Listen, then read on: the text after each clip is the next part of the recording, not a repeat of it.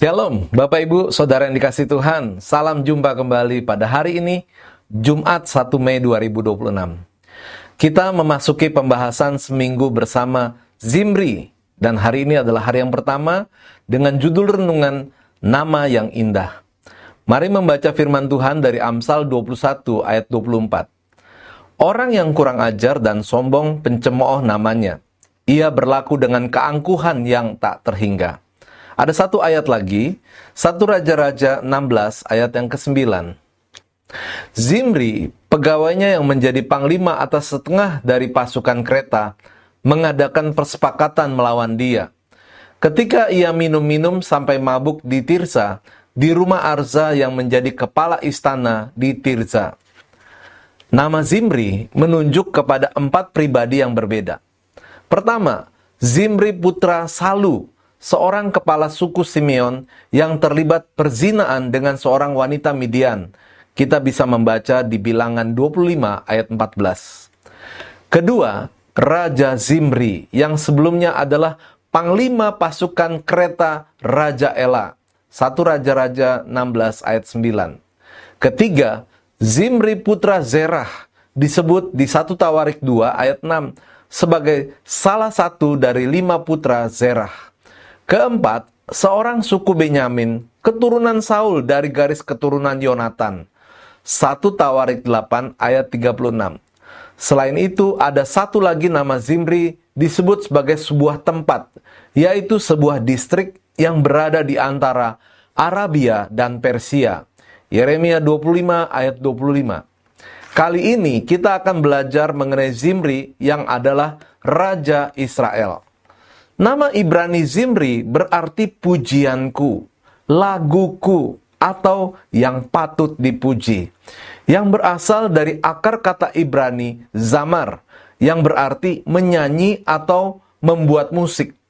Arti nama tersebut mengingatkan kita pada satu kegiatan yang seharusnya tetap menjadi bagian di dalam kehidupan bangsa Israel dan bangsa Yehuda, yaitu memuji Tuhan. Secara khusus adalah bagi bangsa Israel yang saat itu sudah meninggalkan kegiatan tersebut karena mereka meninggalkan penyembahan kepada Tuhan. Kalaupun ada dari antara mereka yang masih menyembah Tuhan, penyembahan mereka kepada Tuhan bukanlah penyembahan satu-satunya, sebab mereka juga menyembah berhala. Artinya, bahwa pujian kepada Tuhan menjadi diduakan, bahkan tersingkirkan oleh penyembahan berhala. Nama Zimri memang nama yang indah, tetapi Zimri sendiri tidak menunjukkan keindahan nama tersebut di dalam kehidupannya.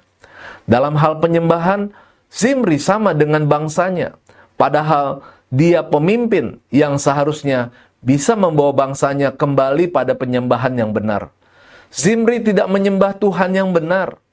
Zimri mengikuti jejak raja-raja sebelumnya yang melakukan penyembahan kepada Baal. Di samping itu, dikatakan bahwa dia melanjutkan dosa-dosa Raja Yerobeam, yaitu dosa penyembahan anak lembu emas. Tingkah laku Zimri juga tidak indah. Alkitab mencatat tindakan licik dan kejamnya, yang pada dasarnya untuk mendukung terpenuhinya ambisi pribadi. Bahkan akhir hidup Zimri pun tidak indah. Sangat mungkin Zimri mengalami keputusasaan sehingga dia bunuh diri. Sangat disayangkan. Namanya indah, tetapi hidupnya tidak indah. Sebagai orang percaya, kita juga mempunyai nama dan sebutan yang indah. Kita dipanggil dengan sebutan anak Tuhan, Kristen, murid, sahabat Tuhan, biji mata Tuhan, dan lain-lain. Bahkan secara pribadi mungkin nama kita adalah Daud, Matius, Maria, Tabita, dan lain-lain. Nama dan sebutan itu sudah menjadi bagian yang tak terpisahkan dari kita. Melalui nama dan sebutan tersebut, kita bisa memuliakan Tuhan dan menjadi saksi bagi sesama. Oleh sebab itu, mari kita menjaga keindahan nama dan sebutan itu melalui perkataan, tingkah laku, serta keputusan-keputusan yang benar. Jangan sampai kita menjadi batu sandungan bagi orang lain. Kata-kata bijak hari ini, orang benar akan hidup dengan benar sesuai dengan statusnya sebagai orang percaya. Mari kita berdoa. Tuhan, aku bersyukur untuk sebutan-sebutan kekristenan yang disematkan kepadaku. Ajar aku untuk menjaganya, sehingga aku bisa memuliakan Engkau. Dalam nama Tuhan Yesus kami berdoa dan mengucap syukur. Amin. Puji Tuhan, kami senang renungan ini menjadi inspirasi dan berkat untuk Bapak Ibu semuanya.